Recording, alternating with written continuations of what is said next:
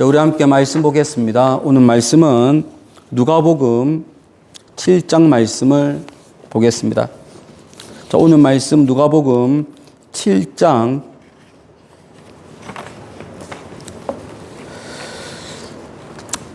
1절부터 7절까지 예 말씀을 다 같이 한 소리로 합독을 하겠습니다. 예수께서 모든 말씀을 백성에게 들려주시기를 마치신 후에 가버나움으로 들어가시니라.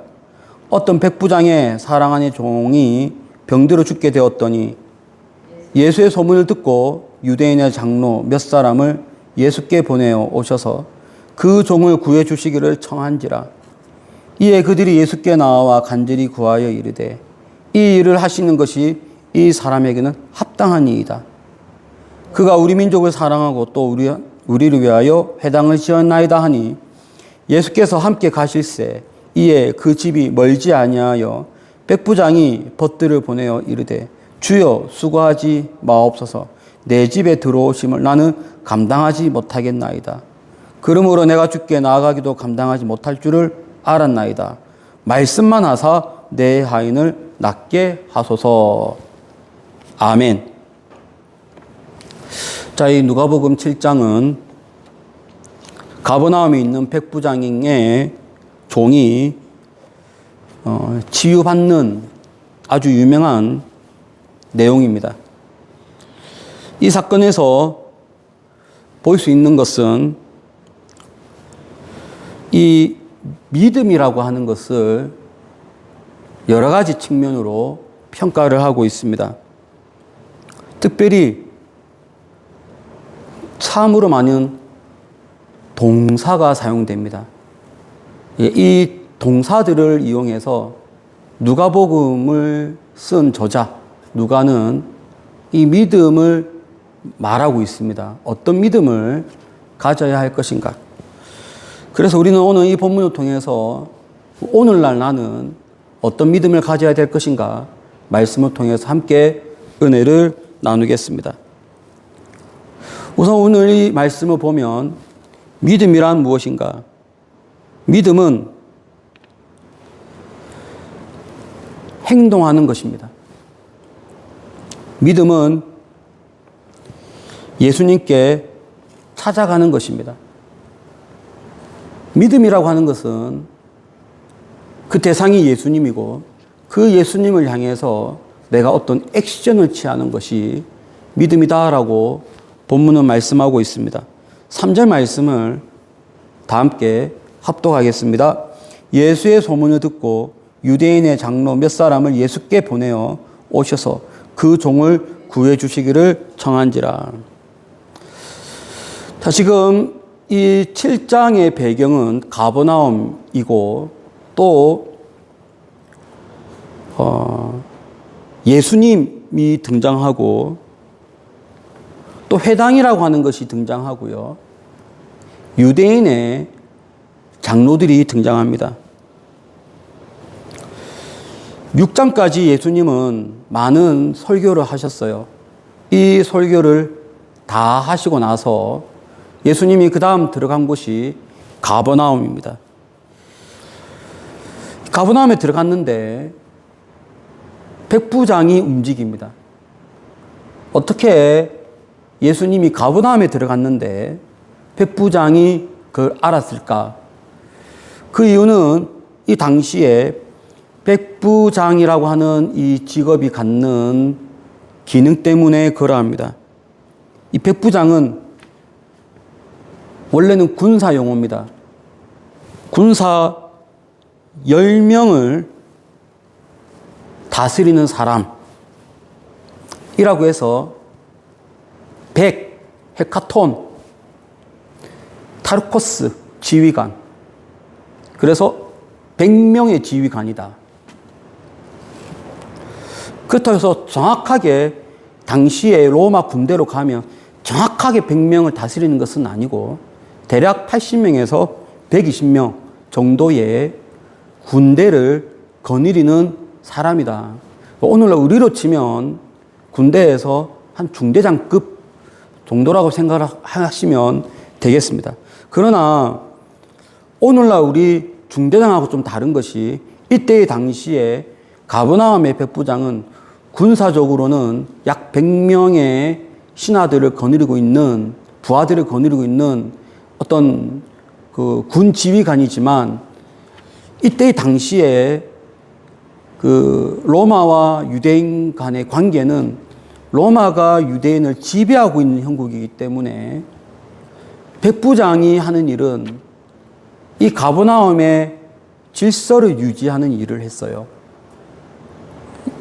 이 방어뿐만 아니라, 그러니까 군사적인 방어뿐만 아니라 그 안에 있는 질서는 우리로 치면 경찰들이 하는 거잖아요. 경찰서에서 하는 그 일을 백부장이 책임을 져요. 자, 그리고 이것이 로마가 여기를 지배하고 있기 때문에 세금을 거두어서 로마로 보낼 때, 이때에 세금을 거두어서 로마 재정으로 집어넣도록 하는 총책임자도 당시 이 백부장이 했습니다. 그러니까 지금 당시의 백부장은 행정을 담당하는 사람이었고, 부산시장 정도 행정을 관리하는 사람이고, 치안을 담당하는 사람이고, 재정을 책임졌던 사람이고, 자, 그러니까 가버나움에서 일하는 모든 일을 본인은 다 알아야 됐고, 그리고 보고가 계속 들어와요. 자, 그런 측면에서 예수님이 가버나움으로 들어갔더니 그 보고를 그는 들었을 것입니다. 예수님이 가버나움으로 들어오셨다. 그 순간 백부장이 했던 것은 사람을 보냅니다. 예수님께 보냅니다. 그래서 여기 보면 동사가, 제가 처음에 이 누가복음 7장은 많은 동사가 나온다고 그랬잖아요. 7장을 보면 처음 나오는 본동사가 이 부분이에요. 예수께서 들어가시니라. 예수님께서 가버나움으로 들어갔어요. 동사가 제일 처음 나왔어요. 예수님께서 들어가시니 그 다음 나온 동사가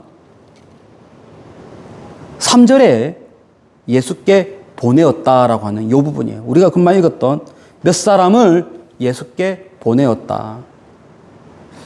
저자는, 누가복음 저자는 이걸 통해서 말하려고 하는 뜻이 있어요. 백부장이 했던 것이 뭐냐? 예수님이 들어오셨어요. 바로 즉각적으로 사람을 보내었다라고 합니다. 이때 이 보냈다라고 하는 이 동사도 공적인 용어입니다. 마치 교회에서 선교사를 파송할 때 필리핀으로 파송했습니다.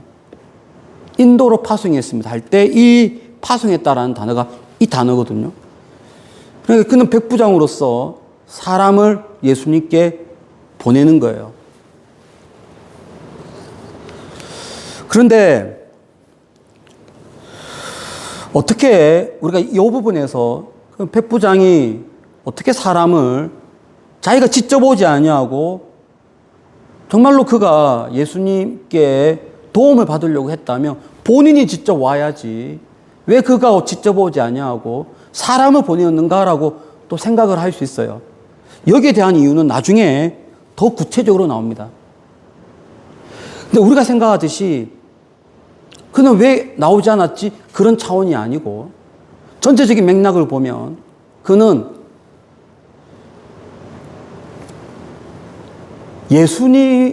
예수님께 겸손의 표현으로 나는 예수님 앞에 설 수 없습니다라고 하는 정말 겸손의 자세이기 때문에 장로들을 보내는 거예요. 장로들을 보내었습니다. 그리고 장로들은 예수님께 요청합니다. 자, 이제 이걸 통해서 볼 때 믿음이란 무엇인가? 믿음은, 우리가 생각하는 믿음은, 또 우리가 정의하는 믿음은 우리 안에서 생기는 것이고 우리 안에서 자라는 거예요. 우리가 들음으로 알고 믿음이 자라는 거예요. 자, 그런데 누가가 여기서 말하고자 하는 것은 뭐냐 하면 믿음이란 뭔가 할 때 이 안에 있는 우리 내면에 있는 이 믿음이 밖으로 나오지 아니하면 그걸 어떻게 믿음이라고 할 수 있는가? 믿음은 뭐냐? 믿음은 행동하는 것이다. 믿음은 찾아가는 것이다. 액션을 취하는 것이다. 누구처럼? 백부장처럼. 백부장은 예수님께서 들어오셨죠. 들어왔다는 이야기를 들은가 동시에 바로 사람을 보냅니다. 액션을 취했죠. 이것이 첫 번째 우리에게 주는 도전입니다. 믿음은 무엇인가? 믿음은 행동하는 것이다. 특별히 찾아가는 것이다. 누가복음 1장부터 6장까지의 말씀을 보면 예수님과 장로들과 백부장은 서로 어울릴 수 있는 관계가 아니에요. 백부장은 통치하는 국가의 입장이죠.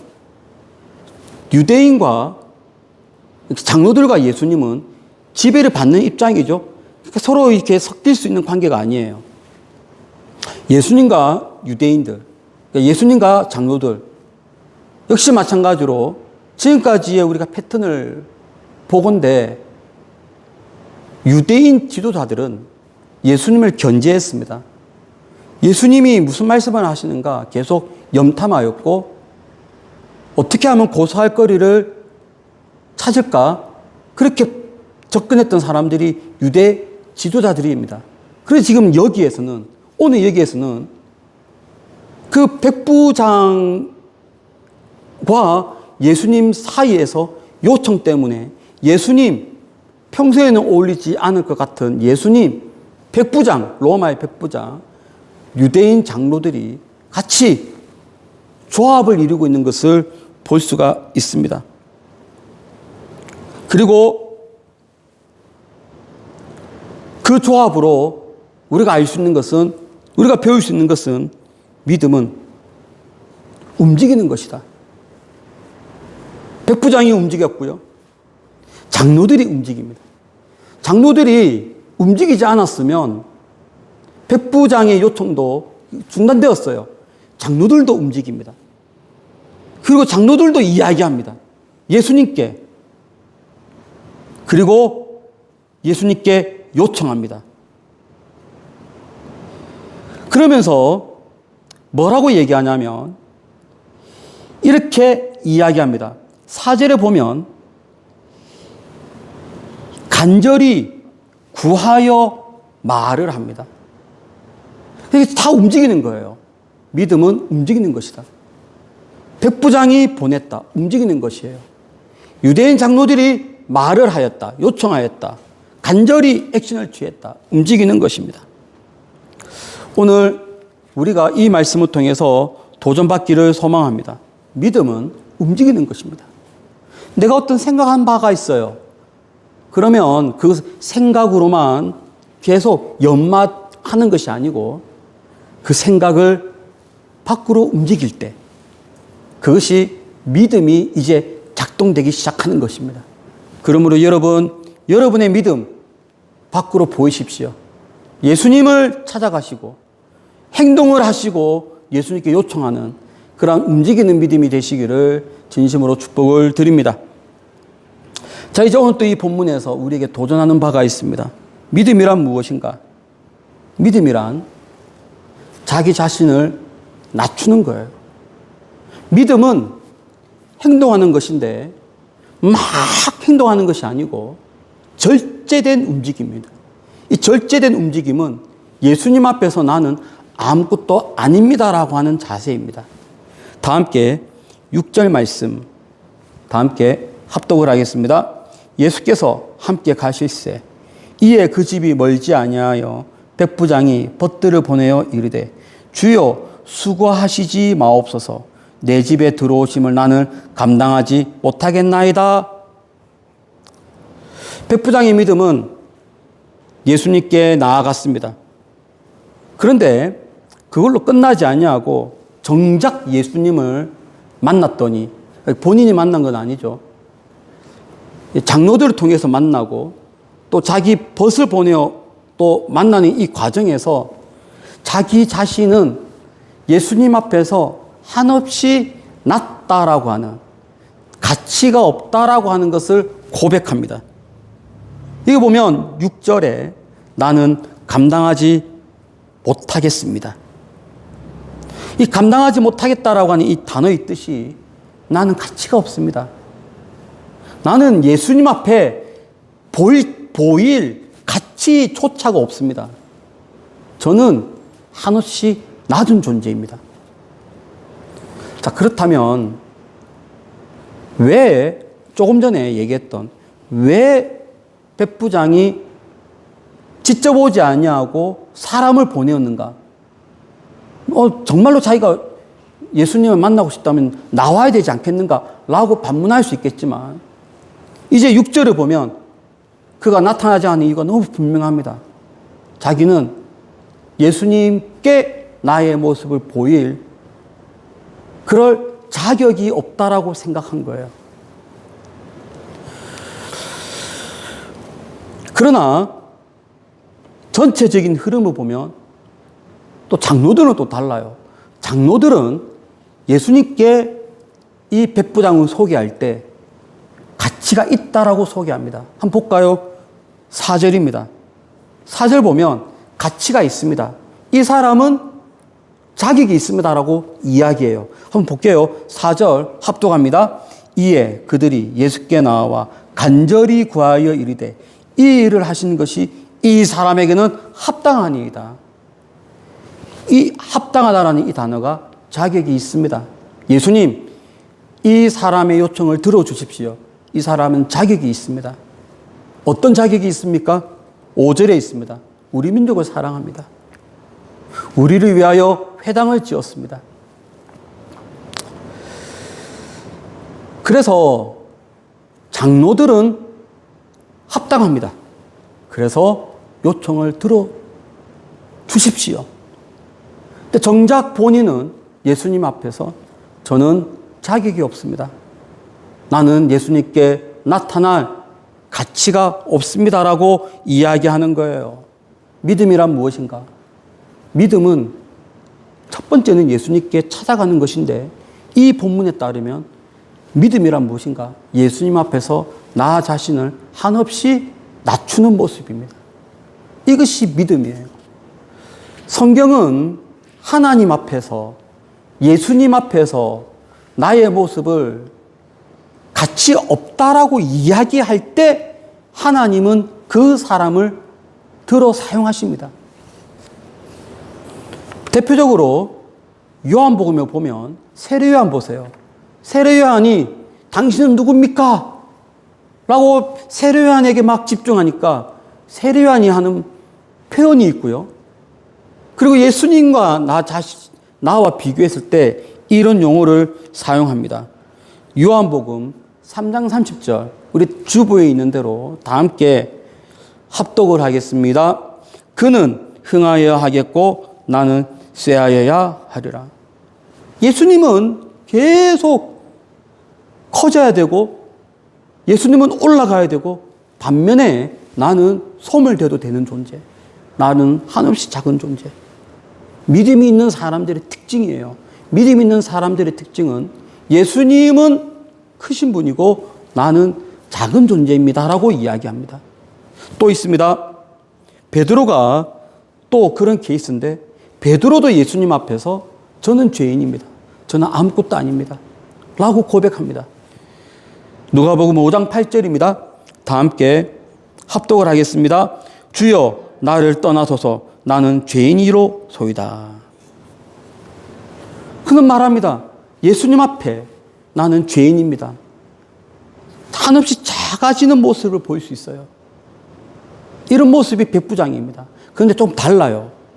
베드로의 나는 죄인입니다 라고 하는 것과 백부장이 저는 가치가 없습니다 라고 하는 이것이 좀 다른 것이 베드로는 예수님의 능력을 이미 경험했어요.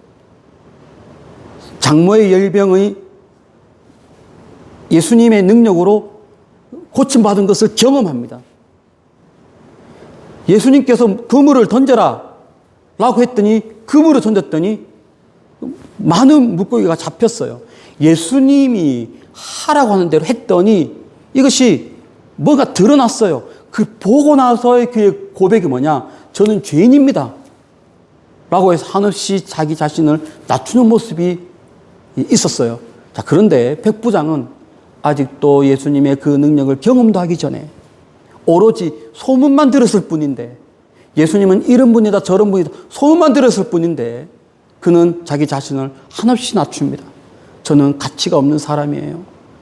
저는 자격이 없습니다. 어떤 자격? 예수님께 나아갈 수 있는 자격이 없습니다라고 고백하는 거예요. 장로들은 말합니다. 저 사람은 자격이 있습니다. 예수님을 만날 수 있는 자격이 있습니다. 예수님께서 그 사람의 요청을 들어줄 만한 자격이 있습니다. 그러나 본인 자신은 아니에요. 저는 자격이 없습니다. 나는 가치가 없습니다라고 이야기합니다.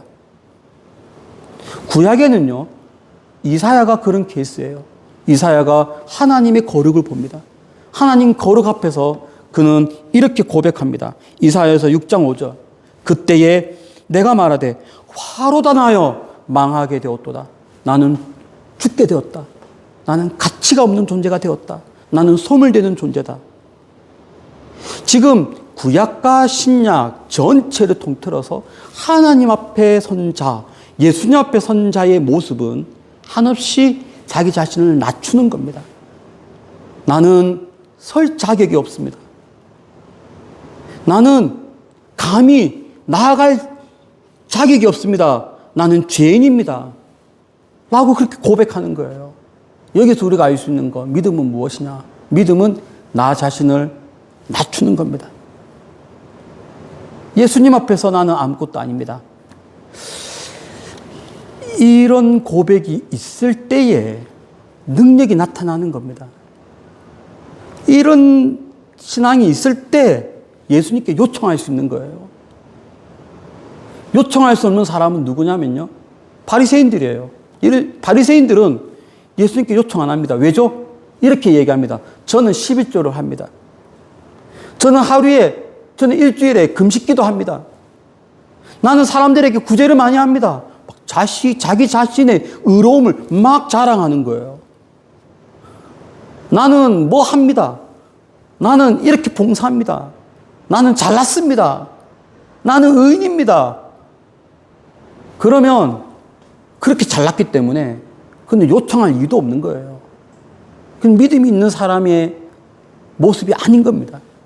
그러나 이 성경을 보면 믿음은 어떤 것이냐? 믿음은 자기 자신을 낮춥니다. 그래야 내가 예수님께 나아갈 수 있는 거예요. 이런 모습이 우리의 모습이 되어야 합니다. 나의 모습은 뭔가? 나의 믿음은 뭔가?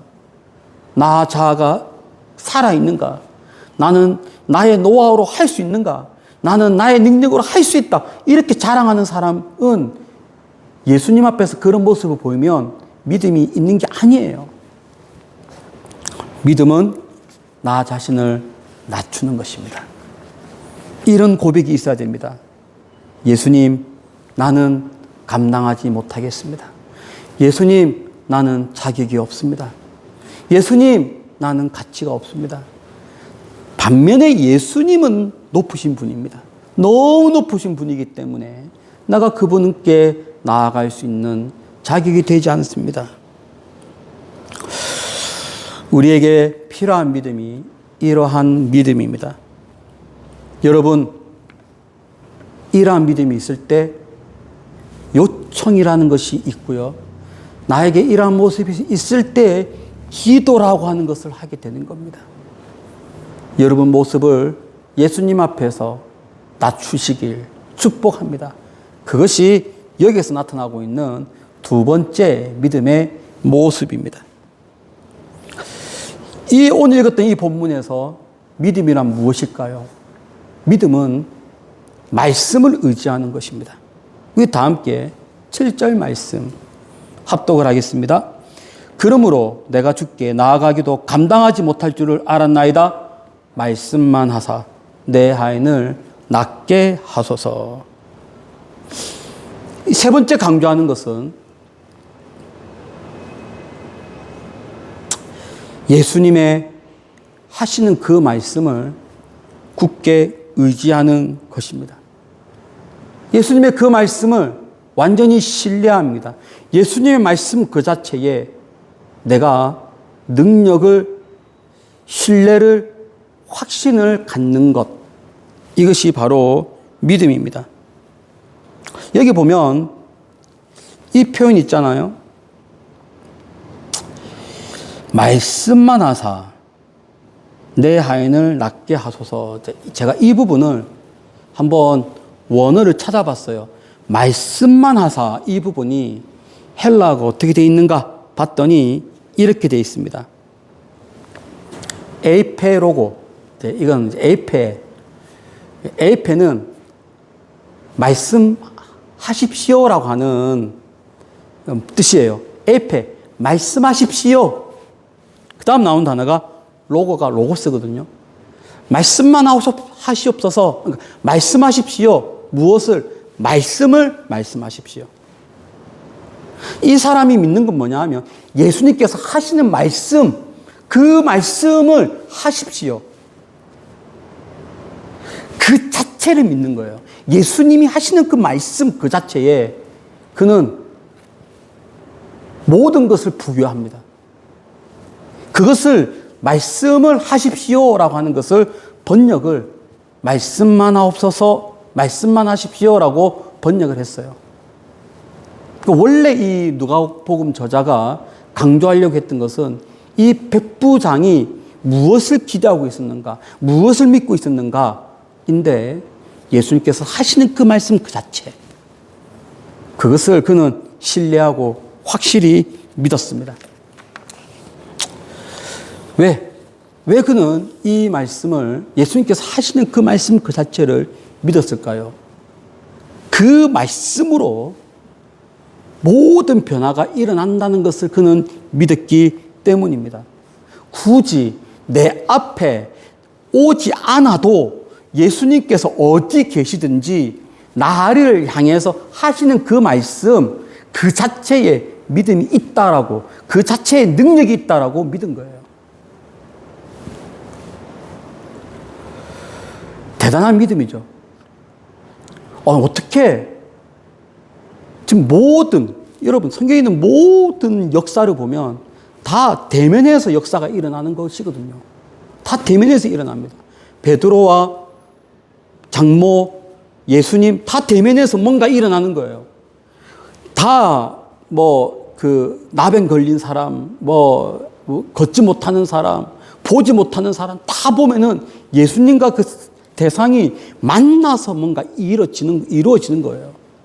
그래서 지금 거의 유일하게 보지도 않고도 역사를 믿는 사람이 나타났어요. 바로 백부장입니다. 그래서 이 백부장의 이 믿음은 누가복음 전체에서 제일 탁월한 믿음입니다. 예수님께서 나 앞에 나타나지 않고도 거기에서 어디에 있든지 간에 말씀만 하면 그 말씀으로 변화가 일어난다라고 하는 믿음이죠. 대단한 믿음입니다.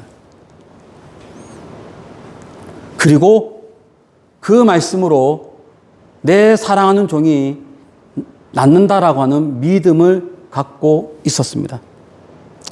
여러분, 우리에게 필요한 믿음이 무엇일까요? 우리가 가져야 될 믿음이 무엇일까요? 우리가 가져야 될 믿음이 바로 이런 믿음입니다. 백부장과 같은 믿음. 예수님을 직접 보지 않았지만 예수님께서 하신 그 말씀 그 자체를 믿는 믿음. 이 믿음이 오늘날 우리가 가져야 되는 믿음입니다. 이 말씀을 듣고 있는 모든 성도들 중에 예수님을 직접 본 사람은 아무도 없습니다. 저도 예수님을 직접 보지 못했어요. 아무도 보지 못했어요. 아무도 보지 않았지만 예수님이 하신 그 말씀의 능력을 경험할 수 있습니다. 어떻게 해요? 백부장과 같은 믿음을 갖고 있을 때. 백부장도 만나지 않았어요. 하지만 그 말씀의 능력을 믿고 말씀의 능력으로 체험합니다. 우리도 예수님을 만나지 않아요. 직접 만나지 않아요. 직접 대면에서 만나지 않아요. 그러나 예수님이 하신 말씀을 믿습니다. 그럴 때 역사가 일어나는 것입니다. 우리에게 필요한 믿음은 어떤 믿음일까요? 바로 이러한 믿음입니다. 보지 않고도, 실제로 보지 않고도 믿는 그 믿음. 말씀만 하십시오. 그 말씀이 살아 움직여 나를 변화시키고, 우리 가정을 변화시키고, 우리 부모님을 변화시키고, 우리 자녀들을 변화시킨다고 하는 그 강렬한 믿음, 그 믿음이 우리를 살게 하는 것입니다. 여러분, 이 믿음으로 또 한 주간 승리하시기를 축복합니다. 믿음은 행동하는 거예요. 뭔가 액션이 있어야 되는 거예요. 믿음은 예수님 앞에서 나 자신을 낮추는 겁니다. 믿음은 그 예수님 앞에 그 예수님이 하신 그 말씀을 그대로 100% 믿는 믿음, 그 믿음을 가지고 있을 때 우리는 경험하면서 체험하면서 이 땅을 살아갈 수가 있습니다. 그러므로 여러분의 한 주간이 이러한 믿음으로 승리하시기를, 백부장과 같은 그런 믿음으로 매일 예수님의 말씀을 체험하는 복된 여러분의 믿음 생활 되시기를 예수 이름으로 축원합니다. 기도하겠습니다. 하나님 아버지 감사합니다. 말씀 주신 것을 감사합니다. 능력 있는 말씀, 체험 있는 말씀, 경험하는 말씀 되게 하여 주옵소서. 우리에게 이러한 믿음을 허락하여 주옵소서. 감사하며 예수님의 거룩하신 이름으로 기도드립니다. 아멘.